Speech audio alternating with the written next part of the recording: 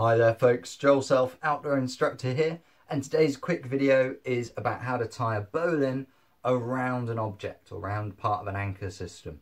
So here we're going to be using this somewhat flimsy beam. I don't suggest you anchor on this yourselves, but this might be round a tree, round a stalagmite in a cave, something of that nature. So we're going to start by simply passing our rope around the object we're going to anchor onto. It's important that you make sure, unlike this bit of wood, that there's no sharp edges, etc., because we don't want to cause any unnecessary wear on our rope. We're going to start by creating a slip knot on the main body of the rope. So we'll start by making a twist in the rope, creating a loop, and then we're just going to pass a bight of rope up through that, and that's given us a slip knot.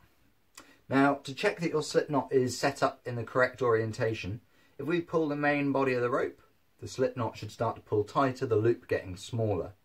But if I pull the short tail, yeah, that's nice and solid, not going anywhere, not causing the loop to slip. So this is set up just fine. We're going to take our tail and we're going to pop it down through the large loop of our slip knot. And by pulling the tail upwards and the main body of the rope downwards, we can start cinching up that slip knot, and you see it sort of flipped a little bit there. Now, ideally this would flip all the way over, but sometimes we have to give it a helping hand. Pop your hand on the main body of the rope, run it up, pushing around everything. That's going to flip into a bowline. Now we can start looking at tying this off. Now this has got just about enough tail here, so we're going to use a fisherman's bend to tie this off, because we're talking about using it in a climbing setting. It's essential that we don't just climb or use this in an anchor as is. We need to tie that stopper knot to avoid any slippage or anything coming undone. So we're going to start by wrapping our tail round 2 times, starting high, working low.